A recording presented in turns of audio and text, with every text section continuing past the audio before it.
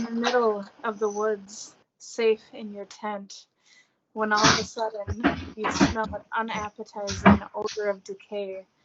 Then you hear the most horrible screaming sound that fills your ears and you're filled with terror. Welcome to Bump in the Night. Today we're going to be talking about the Wendigo, which means the evil spirit that devours mankind. Oh boy. Well, I guess their origin or home place is Canada, northern Minnesota, and around the Great Lakes. Native American cultures say that the Wendigo is a human who has been strongly associated with winter, the north, coldness, famine, and starvation. So once a man or woman gets all those factors, they become cannibalistic and a spirit takes over and turns them into a Wendigo. Oh boy. I guess there are other versions where the person becomes a Wendigo if they display extreme greed, gluttony, and excess. Sorry. Well, I think there'll be a lot more Wendigos than that. Well, have you ever met any Valley girls? They're pretty much Wendigos. They want to gobble up the meat. Damn it. See their appearance. There's like a few different descriptions that I found of how they can look. There's one where they have glowing eyes, long yellow fangs, claws, overly long tongues, with yellowish skin covered with matted fur. They're said to have great stealth and can control the weather with dark magic. There's also other description of it where they're tall, their faces are sunk, their eyes are sunken in, and their skin is so tight around their bones that they protrude out. It's like ash and gray colored, so they're almost like skeleton-like. Let's see, the Ojibwe described them as a large creature as tall as a tree with a lipless mouth and jagged teeth. Its breath was a strange hiss, its footprints full of blood. And it ate men, women, and children, any of them who ventured into the territory. And those were only the lucky ones. Sometimes the Wendigo chose to possess a person instead and take the luckless individual and turn them into a Wendigo, hunting down those he had once loved, feasting upon their flesh. Intense. That would suck. That is a really scary image I have in my head now. Thank you so much. You're welcome. As I'm never going into the woods again now. No more chopping wood for me. I'm done. Oh, just at least not in the wintertime. Oh. I guess I also saw that they can mimic or imitate human voices to lure in their prey, and they can change their shape to blend into their surroundings as well. So you walk off to go take a piss or something away from camp, and then all of a sudden you hear one of your friends calling for you, and you're like, wait, why are you over there? Are you lost? Help me. And then you go over there, and they're still back at camp, cooking s'mores, and you're getting ripped apart over in the corner. Sounds like Fire Island. Sorry. There's also a thing called a Wendigo psychosis. Have you ever heard of it? No, I have not. No? Have you heard of it? Yeah. Ooh, explain. It is a mental illness where one creates an intense craving for human flesh and have a fear of becoming a cannibal. It usually develops in the winter when individuals are isolated by heavy snow for long periods of time.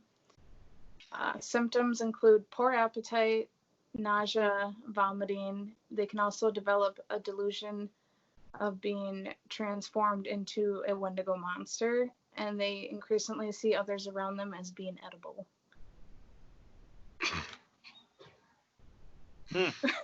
Oh boy. Well, and And this is why I don't go skiing or snowboarding in the winter at all. Get stuck up out there by yourself or with others, and they start looking tasty in more than one way. There's a few cases of Wendigo psychosis. One of them is from 1878, where a Plains Cree trapper from Alberta suffered from it. It was in the middle of the winter, and his family was starving. He had a wife and 6 children. His oldest son was the first to die. And mind you, there was an emergency food supply at the Hudson Bay Company that was only 25 miles away from him. But he did not attempt to go there at any point in time during this. After his son died, he basically got Wendigo psychosis, and he ended up killing and consuming his whole family. So, my question is, with the psychosis, are they just basically saying this after seeing, what was it, 1880s? Excuse me. Bless you. Oh boy. Did they just kind of be like, yeah, he's got that, even though they're dead for a long time. That was it. No. I don't know. Yeah. Okay. You crazy trappers up there and your big brood of children. God, honestly. So between 1800 and the 1920s are basically when most of the Wendigo sightings were. There really isn't that many nowadays. So they're mostly just in central Canada and around the Great Lakes. I did find out there was some in Roseau, Minnesota. There's a few cases there. Yeah. Are there stories that go along with this ones? I don't find any stories on them now. Just that supposedly there were. Yeah. That there was a Wendigo in Minnesota roaming around that area, hunting down small children that are covered in honey. God forbid. That sounded horrible. That really sounded horrible. Really bad. That's a bad image now, God. No. Have you heard of Jack and Joseph Fiddler? Are they related to Muriel and Robert Fiddler up by the range? No, I don't know. Well, they were a Ojibwe shaman from Ontario, and they heard stories about Wendigos, and they decided to become Wendigo hunters.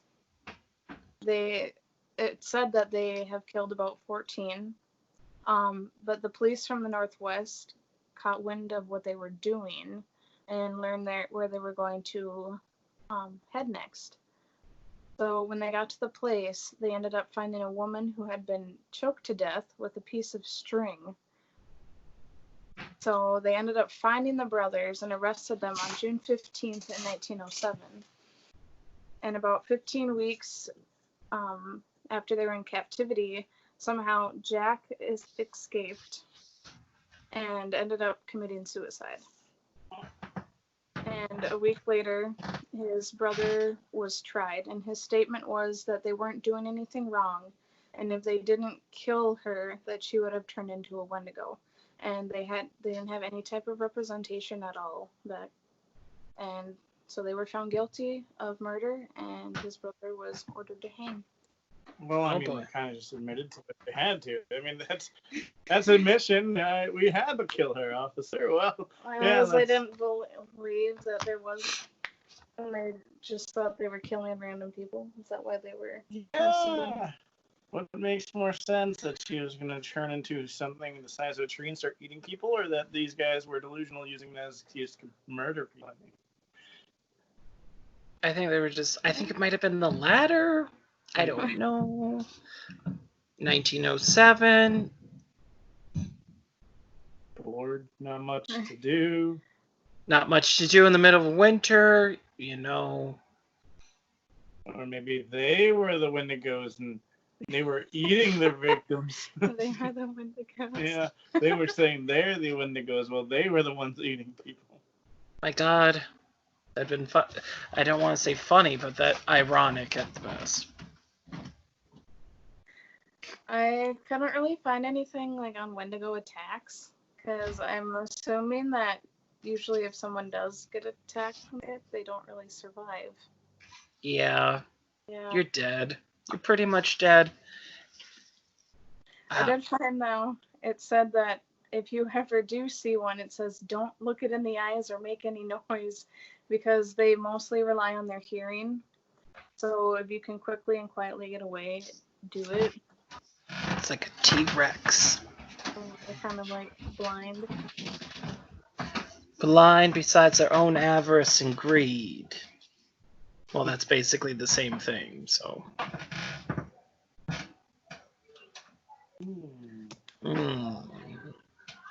Maybe my. Okay. I understand that it's most likely a legend, but again, it's a pretty good thing about, yeah, you're going to turn into a monster if you're super greedy, or if you eat your family or friends. So don't do that. No. Or someone's going to hunt you down and choke you with a string. Grok.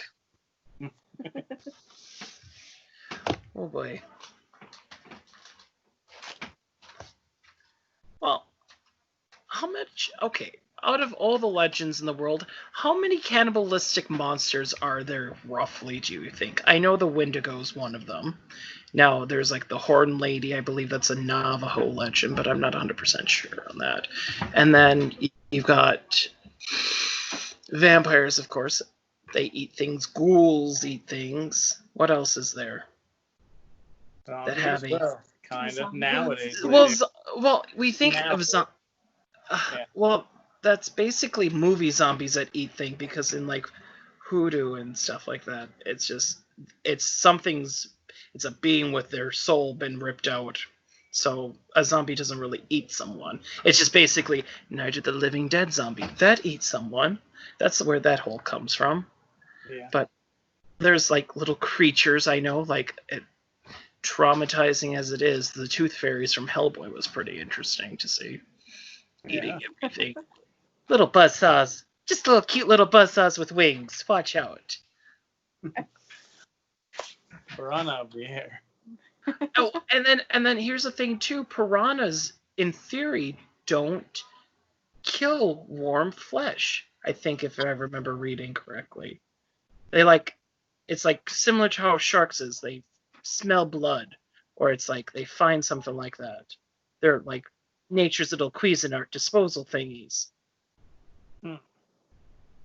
Still wouldn't go swimming with one. No. Yeah, I wouldn't either, but I wouldn't swim with a lot of things. You're one of them, John. You never know what's going to happen. Oh. Gives Loch Ness a new meaning. Oh God. Oh boy. Yeah. Got those dead eyes like shark's eyes. Dead Sharks have doll-like eyes. Lifeless. I don't know the full line, but it's something on the lines like that. Lifeless and will eat your face off, and just give you it. East Coast rambling. Okay. Then if you think about it, I do see like I want to say that there's some parallel to like a Lovecraftian monster to a Wendigo if you think about it. It's like in the middle of nowhere it shows up and just eats people and disappears back into the woods. Big as trees, lifeless and gray. But then I also realized Lovecraft wouldn't be taking anything from legends, especially any native legends. What else do we got? I got how to kill them. Fire. Yes, that is one of them. Yes. Because they have frozen hearts. Like me. Oh no, he's a Wendigo. No, I'm not an avarice monster. Who knew, right? Swear to God. Like, honestly. Don't like the heat. Super humid today. You haven't noticed. Yeah. Bad. Shoot me with a flare gun, why don't you? There we go. Ooh. Now I know what to add on to my running bag now. Go camping up in northern Minnesota, you hear your name on the window. Oh, God, nope. Sleep with that flare gun ready. Hear a squawk or whippoorwill in the middle of the night. I don't know, Ranger. I don't know how that massive fire came out and wiped out the border walk. Oh, god damn it. You know. I died there horribly. It's hot. It's really hot right now. Okay, continue. You can also stab or shoot it in the heart with silver, like a werewolf. Why is it always silver? Like, Um, honestly. The reason why is because, okay, so gold is elemental or alchemy symbol for the sun, and Okay. silver is an alchemical symbol for the moon. And so basically, you're using the power of the moon, because the moon was usually thought to be evil. You're basically undoing the evil with the power of the moon. It would make more sense though if you shot it with or stabbed it with gold if we want to go down that road. But I don't know. For some reason, you turn off their evil powers by hitting them with the alchemical symbol that is supposedly giving them their power. It would make more sense to use gold, but maybe it's just all propaganda from the vampires and werewolves and shit. Maybe shooting them with silver makes them more powerful. Well, maybe it's something like this. How to kill a virus, you need a virus. So maybe if it's the more evil it is, it trumps the lesser evil. Maybe. Maybe it's just the evil's too powerful for them to handle. It's like in Demon Slayer when Musen pumps more blood into the little Odins and they die horribly. Sorry. I rewatched the series again. I was bored. I was like, I want to see gruesome deaths. And then there is another way where you have to chop off all of its limbs and salt and burn them to ash. But you have to make sure to take the heart out, though. You got to put the heart in a silver box, and then you have to bury the box in a graveyard that's attached to a church. That's a lot of steps. Yeah, it is. It's kind of like Yzma. I'm going to turn couscous into a flea, and then put that flea in a small box, and then put that box in a bigger box, and I'm going to put that box in a bigger box, and then I'm going to put that box in a bigger box, and then I'm going to mail it to myself and smash it with a hammer. Sorry. The heat's getting to me again. Otherwise, old legends, you could basically kill it with anything, like they did with the string. Yeah, like in one of the oldest legends that I found, one of the earliest recorded supposed legends, a warrior was picked up by a Wendigo and he was about to get eaten by it. So he pulled out his knife and just stabbed it in the face a whole bunch of times till it died. Well, I don't care how mystical. God damn.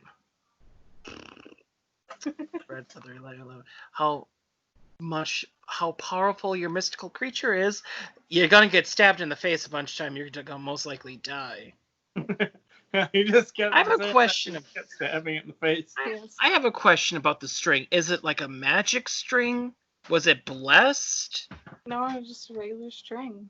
Was it woven from the hair of virgins or something? I don't know.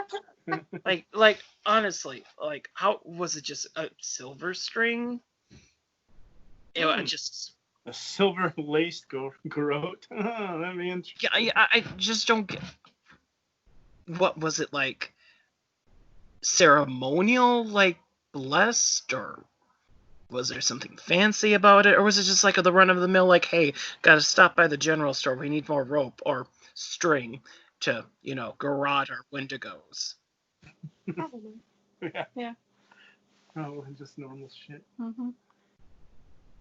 Hey, Home Depot and Menards, your go-to to demon hunting. Yes. Work. Well, like the flare gun. Like, do I have to bless the flare gun to make sure it always hits the target? I don't think life is D&D. I think that requires dexterity, and it doesn't have any magic missile. I've got really good dexterity. Let's hope. It's a dex roll to hit. That's not magic missile. It doesn't have auto hit, so I don't know. In the middle of the night, you just hear your friend scream from magic missile, and you just see a flare go up. Oh God! I cast magic missile. God, no, you can't do that. Why not? There's nothing there. Dude, don't be destructive. Don't be destructive. We talked about this, Henry. You do not shoot fire from anything at nothing and expect to hit something. Then he pulls out a Molotov cocktail and throws it and yells, "I cast fireball." That's pretty much my life right there. We did do that in one of my favorite D&D campaigns, it's pretty much the only one I've ever done really, was with my group of friends, and for some reason in the entirety of the campaign someone threw a Molotov cocktail at least every session. I'm not kidding you on that. Huh. Like, what are you gonna do? We're gonna throw a Molotov cocktail. Okay, roll for it. Yay! Nat 20. Yeah, we destroyed everything. That zombified bugbear is dead. Okay, back to the thing. So, magical rope kills Wendigos. Okay, we're gonna take care of that then. All right. It has to be. It has to be blessed string. Otherwise, what are they using? Is it woven in a special way? Like, I understand flare guns are pretty run-of-the-mill type situation right there. But I think it's either super elaborate to kill them or it's really easy. I'm not sure.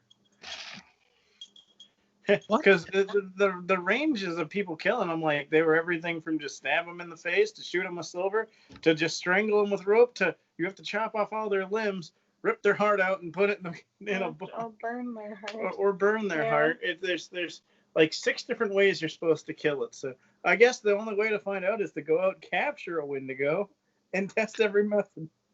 I find it funny that it's a native legend and it involves one of the ways to kill it is, you have to chop it off, salt it, and then bury parts of it by a church. Like, that's kind of out of nowhere.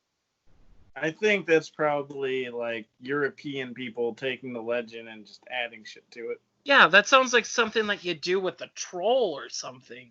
I don't know. Like a very mischievous house elf type situation.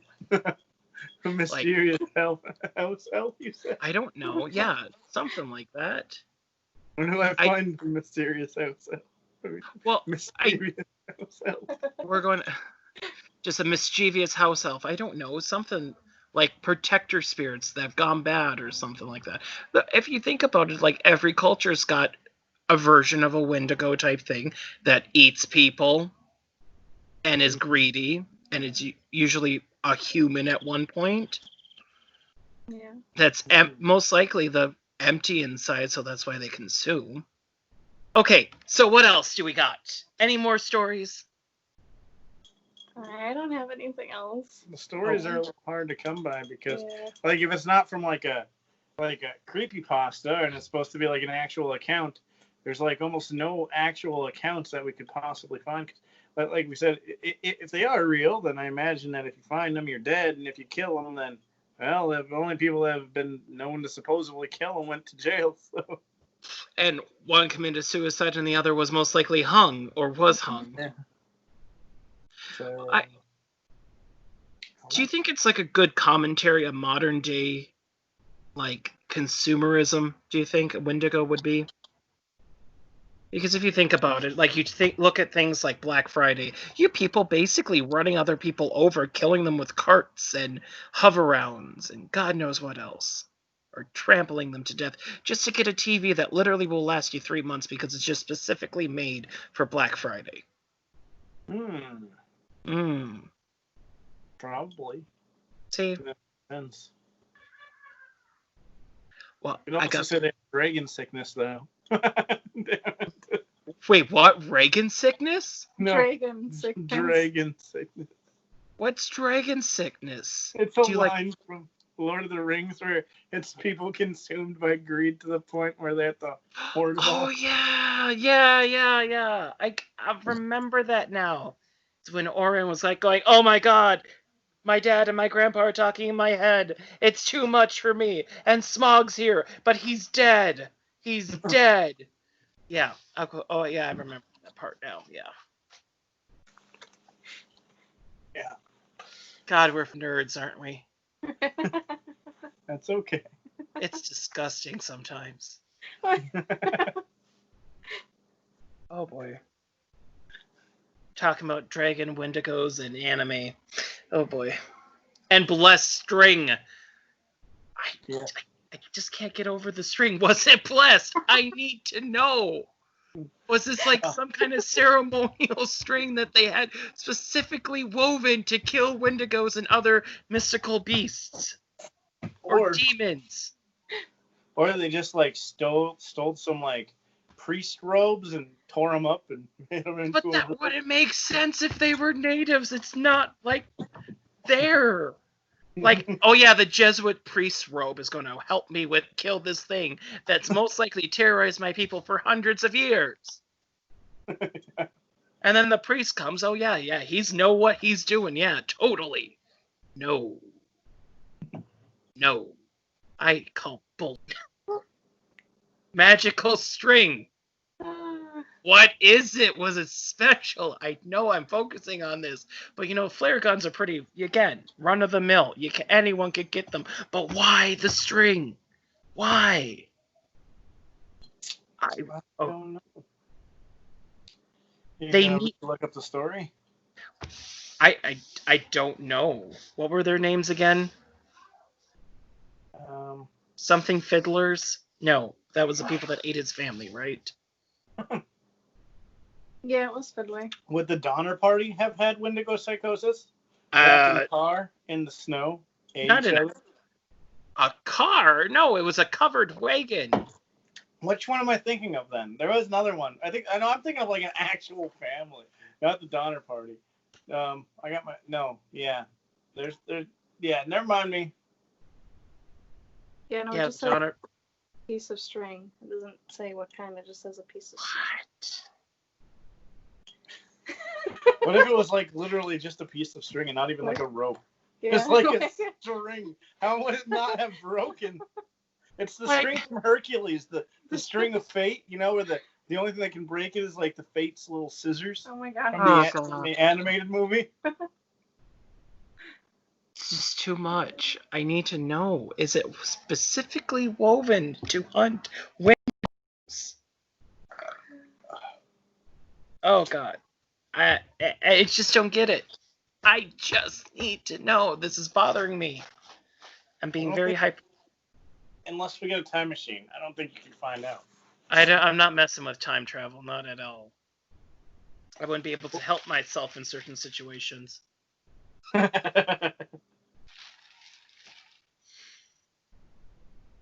Just saying. Certain people just poof, poof, just poof. Sorry. Okay, so moral of the story: don't be greedy. Don't eat your children. Don't kill people with magical string. And if you hear your voice on the middle of the night in the winter calling you, don't answer it or open the windows or doors. So go outside and ask to change you into a Wendigo. Oh my gosh.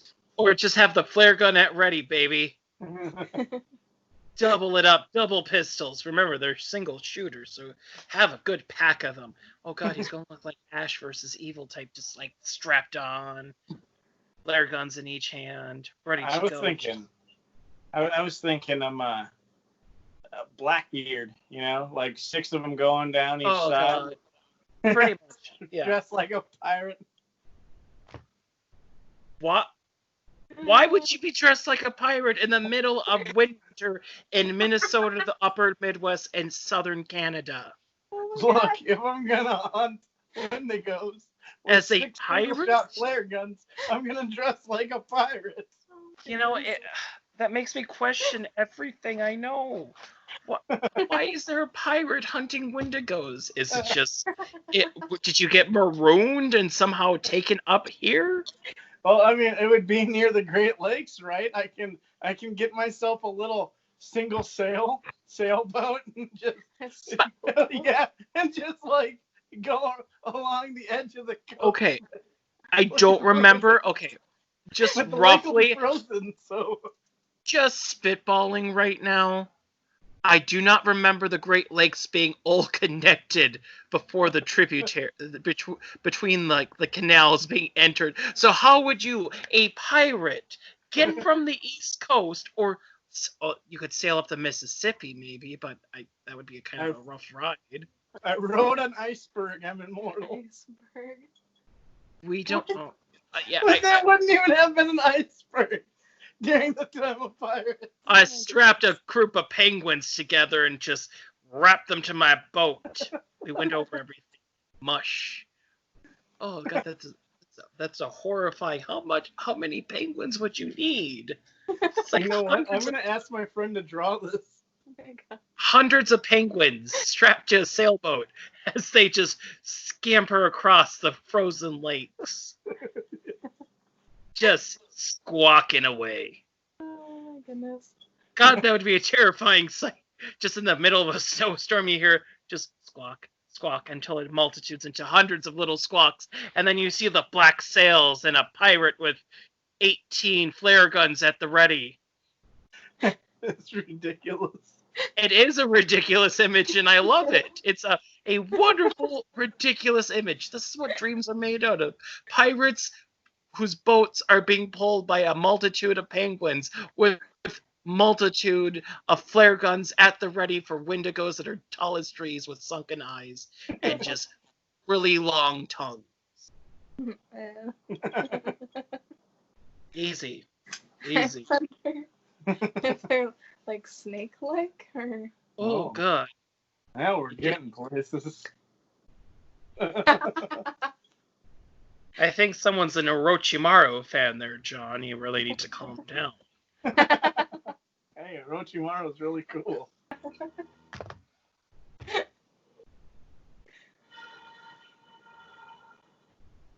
The hell is that? Trying to make All right. spooky noises. It's he's trying to make spooky noises.